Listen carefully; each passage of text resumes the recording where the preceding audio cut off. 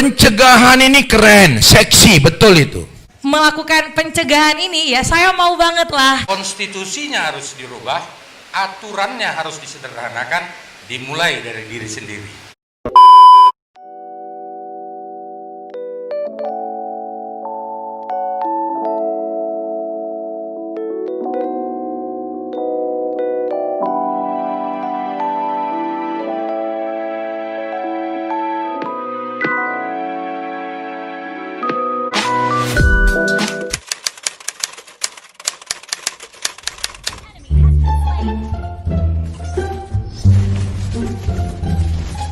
Mega kill! Your team destroyed a turret!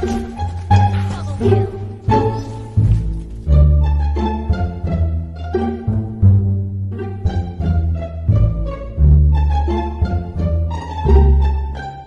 Para tahanan Komisi Pemberantasan Korupsi (KPK) cabang Siapa yang baju orange itu, Pak?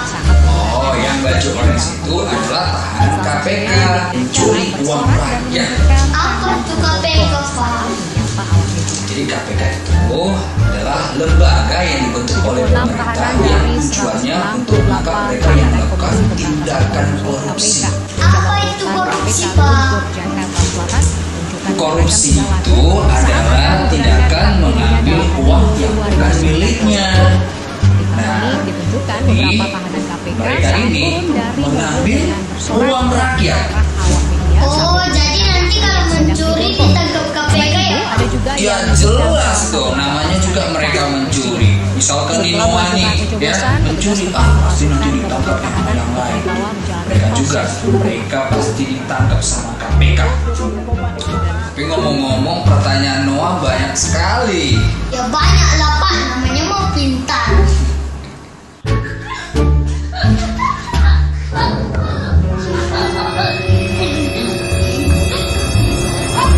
Kakak, jangan ambil punya Noah. Jangan laporin KPK ya. Takut, gak takut. Emangnya siapa KPK? Entah siapa sih KPK.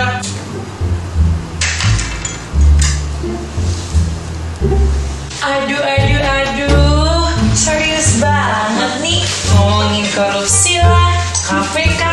Tapi nggak apa-apa, bagus kalau Papa jadi nol dari sekarang. Jadi dia terbiasa untuk tidak mengambil hak orang lain ataupun uang teman-temannya. Jadi kalau mencuri hati mama baru boleh. Tapi kalau mencuri uang orang, apalagi uang rakyat, baru tidak boleh.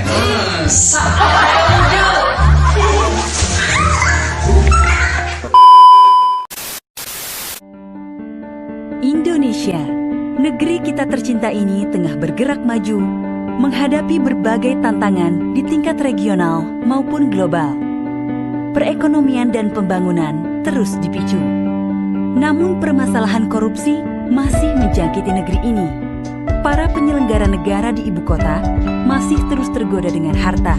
Korupsi masih menjadi rapor merah yang harus diselesaikan segera. Tak hanya di ibu kota, tindak pidana korupsi juga tersebar luas di pelosok-pelosok negeri. Kita masih sering mendengar berita tentang tertangkapnya kepala daerah yang terjerat korupsi. Tentu, ini menjadi pekerjaan rumah bagi pemberantasan korupsi di Indonesia. Berbicara soal birokrasi di daerah, terdapat 3 area paling rawan korupsi. Ketiga area tersebut adalah perencanaan APBD, pengadaan barang dan jasa, serta perizinan. Seperti sudah menjadi budaya, kasus-kasus korupsi lazim ditemukan dalam kegiatan birokrasi. Proses perencanaan APBD seringkali tidak luput dari upaya-upaya memperkaya diri. Perencanaan dan pelaksanaan APBD seringkali tidak konsisten. Uang rakyat digunakan untuk kepentingan pribadi. Begitu juga dengan kong kali kong pengadaan barang dan jasa yang seringkali dimenangkan oleh orang-orang titipan. Di samping itu, suap menyuap untuk mempercepat perizinan seakan sudah menjadi hal yang lazim di birokrasi. Maka, Komisi Pemberantasan Korupsi melalui Koordinasi dan Supervisi Pencegahan atau Korsubda hadir untuk mencegah berbagai potensi korupsi di daerah melalui berbagai kegiatan. Ya, sebenarnya kalau korupsi itu seperti kentut. Oh iya, Dia betul, Pak Ustadz, ada, ya? cuman tidak sulit dibuktikan. Pembawa acara terima kasih tadi. Inilah namanya sersan tadi, serius tapi santai.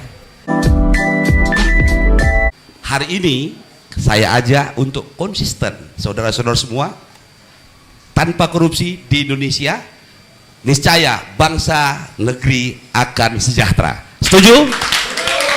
Tapi kalau saat ini kita lihat target korupsi di Indonesia, banyak yang terjadi bukan seruput lagi nih. Memang udah minum haus ini. Nah, makanya saya ceritakan Komite Advokasi Daerah di tahun 2017 KPK melakukan survei di beberapa daerah, di beberapa provinsi termasuk kabupaten kota serta ke desa-desa. Yang terbesar itu adalah asalnya dari pengusaha, pihak swasta.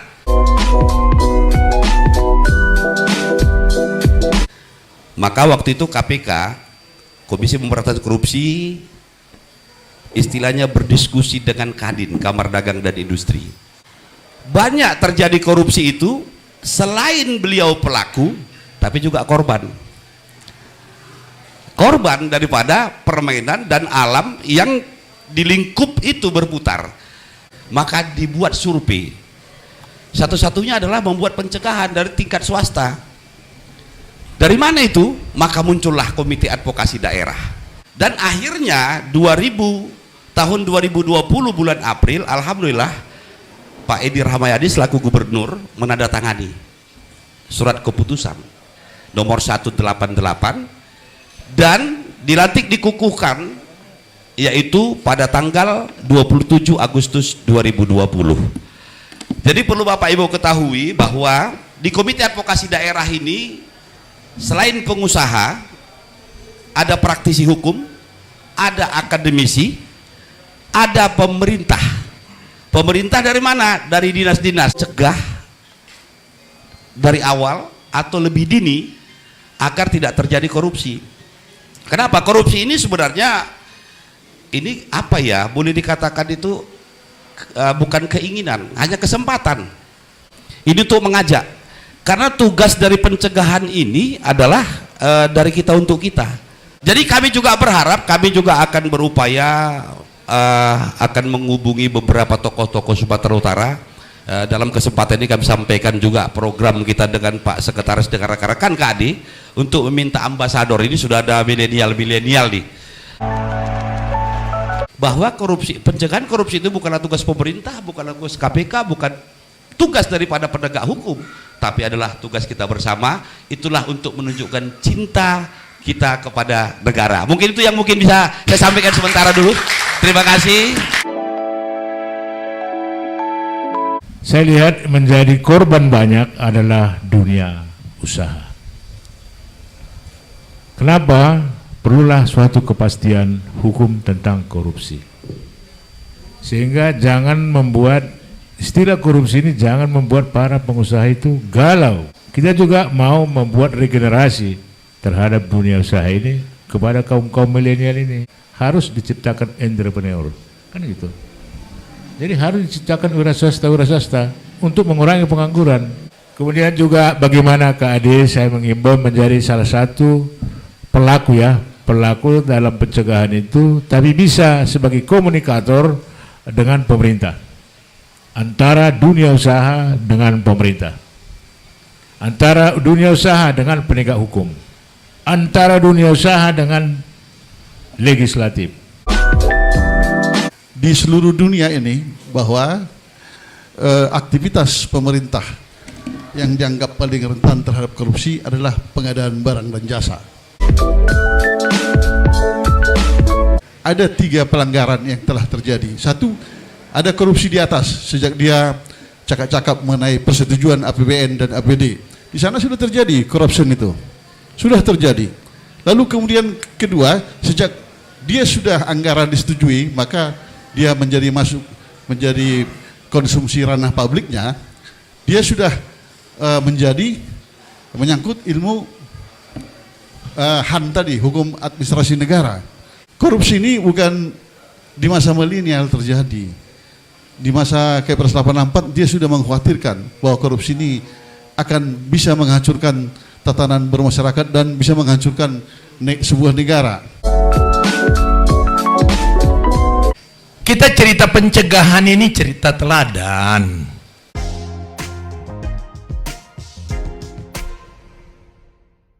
Cerita non teknis dari rejim penindakan ke rejim pencegahan. Inilah kita KAD, Komite Advokasi Daerah Pencegahan Korupsi. Kalau penindakan itu kan orang udah berbuat dulu dosanya. Sebelum berbuat dosa ini, sebelum berbuat salah ini, kita cegah. Ini masalah integritas, Pak. Jadi laki-laki lah kalau mau jadi anti korupsi. Nggak bisa kalau banci, nggak bisa. Penakut nggak bisa. Berani dan bertanggung jawab. Pencegahan ini keren, seksi, betul itu.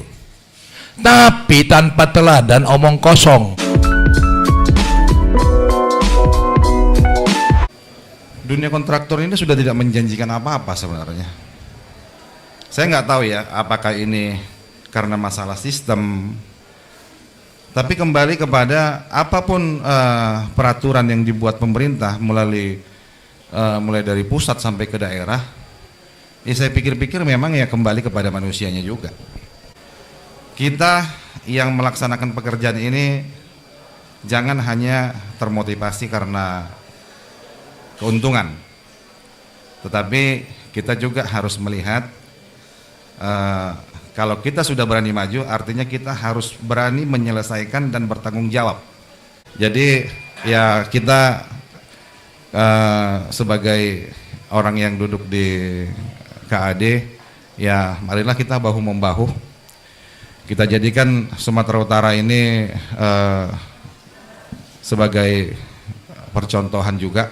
KAD ini kan bagian pencegahan, artinya apa? Dicegah tuh supaya jangan korupsi gitu kan. Tajam apapun peraturan, kalau manusianya tidak dibina dengan mental anti korupsi, ini pasti bisa diterobos. Pasti tetap bisa korupsi. Maka pencegahan korupsi harus dimulai daripada mental manusianya. Bahwa tersebut komit dan konsisten untuk membangun zona integritas melawan korupsi Dinas Pendidikan Provinsi Sumatera Utara. Bagaimana kita bisa mencegah korupsi itu? Apakah korupsi itu merupakan budaya kita? Jadi bagaimana caranya kalau ini kita mau membenahinya? Ini karena singkat aja. Jawabannya KAD. Konstitusinya harus dirubah, aturannya harus disederhanakan, dimulai dari diri sendiri. Karena juga saya punya keluh kesah terhadap Kota Medan ini, terlebih lagi dari memang apa yang sudah dirasakan dari semua teman-teman generasi milenial, di mana Sumatera Utara ini memang bisa dikatakan top trendingnya kalau hal korupsi. Kami generasi milenial ini dapat punya secercah harapan di mana ada sebuah komite advokat daerah anti korupsi yang betul-betul dengan lantang menyuarakan untuk mencegah korupsi. Karena korupsi banyak milenial yang tidak bisa mendapatkan pekerjaan ataupun sulit untuk mendapatkan pekerjaan. Tapi dengan masa pandemi ini, dengan masa apa yang telah terjadi di Kota Medan ini, dengan semua permasalahan Kota Medan bahkan Sumatera Utara ini, memang suatu yang mustahil bagi kami generasi milenial ini untuk cepat dapat kerja, kecuali dengan ada yang namanya decking. Ada orang dalam. Orang dalam itu pasti berbicara tentang suap menyuap mungkin atau dan lain segala macam. Nah, jadi dari saya sendiri, saya punya harapan buat bapak-bapak dari KAD dan juga seluruh elemen masyarakat dan seluruh elemen-elemen pemerintah betul-betul menjadi orang-orang yang berperan aktif untuk mencegah yang namanya tindak pidana korupsi. Melakukan pencegahan ini ya saya mau banget lah. Semakin banyak generasi milenial yang memberikan story atau cerita atau timeline kehidupannya sehari-hari tentang pencegahan ini, maka secara nggak langsung ke depannya kami akan menjadi pengganti bapak-bapak sekalian untuk bisa meneruskan yang namanya anti korupsi. Jadi bapak-bapak saudara sekalian, bahwa sebetulnya pemerintah sudah membuat semua ketentuan peraturan yang sangat ketat sekali sekarang. Dan satu yang perlu diingatkan adalah transparansi. Begitu terbukanya salah sekarang dan accountable ya, transparansi juga tapi dan accountable ya, sudah dibuat ketentuannya, sudah dibuat peraturannya, sudah dibuat instansi-instansi penegak hukumnya dan pengawasannya, sebetulnya sudah.